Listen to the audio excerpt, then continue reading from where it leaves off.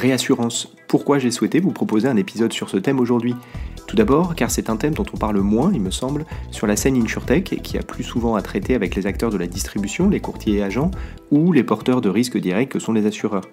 Même si certaines rares startups se sont attaquées directement aux réassureurs, je pense à Bifrost en France et surtout Superseed en Angleterre qui a levé 14 millions d'euros en juin dernier, même si d'autres sont allés chercher de la capacité d'assurance directement auprès de réassureurs, même si, enfin, un réassureur, Munich Re en l'occurrence, fait partie des plus anciens investisseurs en corporate VC de l'écosystème d'assurance, malgré tous ces petits signaux, la réassurance reste moins connue de la scène startup et des investisseurs VC.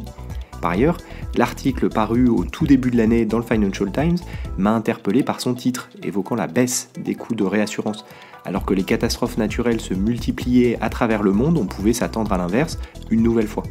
Enfin, il m'a semblé résonner avec une annonce récente faite par Descartes Underwriting, le spécialiste de l'assurance paramétrique météo, et Generali, quant au lancement commun d'un fonds ILS. Il s'agit là d'une autre manière d'accéder au capital et à de la capacité d'assurance. C'est donc dans ce contexte général que j'ai trouvé intéressant de parcourir cet article qui permettrait de mieux appréhender la mécanique autour de ces assureurs des assureurs, comme ils se sont parfois résumés.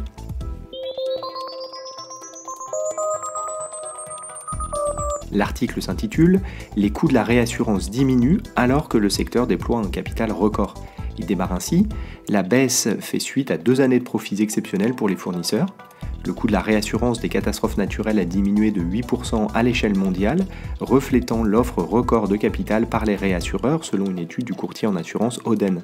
La baisse des tarifs au 1er janvier, date à laquelle les polices sont généralement renouvelées, fait suite à 2 années de profits exceptionnels pour les fournisseurs de réassurance, un produit que les assureurs achètent pour répartir les pertes liées aux catastrophes naturelles subies par les habitations et les entreprises.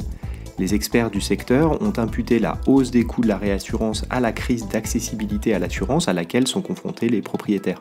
Aux États-Unis et en Europe, les tarifs ont chuté jusqu'à 15% pour les contrats d'assurance qui n'ont pas subi de perte, a déclaré Oden jeudi. Le capital dédié à la réassurance a atteint un niveau record de 463 milliards de dollars fin 2024, en hausse de 10% sur un an, toujours selon Oden. Cette croissance a été alimentée par la hausse de la valeur des actifs et par le développement des obligations catastrophes, cat bonds en anglais dans le texte, qui permettent aux investisseurs institutionnels de prendre en charge des risques généralement décorrélés des actifs traditionnels. Avec ces obligations, les assureurs ou autres entreprises exposées aux catastrophes naturelles versent un coupon aux investisseurs en échange d'une prise en charge partielle du risque. L'émission de cat bonds a atteint un record de 17,7 milliards de dollars l'année dernière, selon Artemis, un organisme qui suit ce marché. Au total, les sources alternatives de capital, y compris les obligations catastrophes, cat bonds, représentent 116 milliards de dollars du capital de la réassurance, soit environ un quart du total. Une part extraordinaire, selon David Flandreau, responsable de l'analyse sectorielle chez Oden Reinsurance.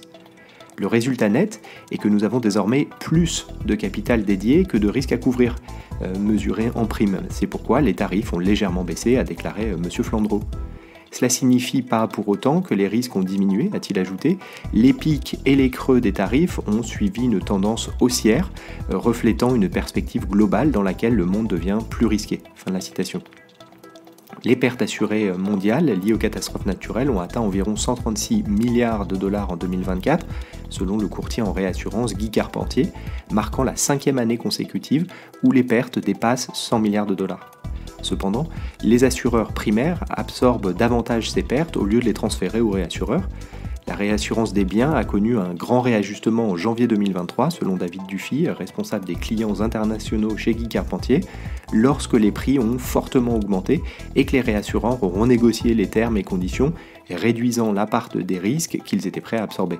En conséquence, les réassureurs ont été moins exposés aux sinistres de moindre ampleur, comme les orages violents ou les tornades qui ne causent pas autant de dégâts individuellement qu'un ouragan, un tremblement de terre majeur, mais dont l'impact cumulé contribue à l'augmentation des pertes pour les assureurs primaires.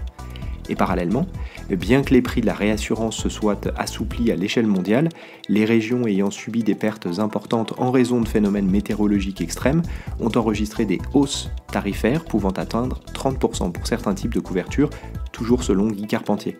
Le Canada a connu son pire bilan en termes de pertes assurées de toute son histoire, a déclaré M. Dufy, avec 2 inondations majeures, un incendie de forêt et une tempête convective sévère. Pour aller plus loin et rebondir sur la notion d'assurance paramétrique que j'évoquais en introduction, je vous propose de réécouter un podcast consacré à la manière dont l'intelligence artificielle pouvait être utile à cette manière particulière de faire de l'assurance. Il s'agissait de la perspective d'un investisseur américain spécialisé dans les services financiers et l'assurance. À bientôt!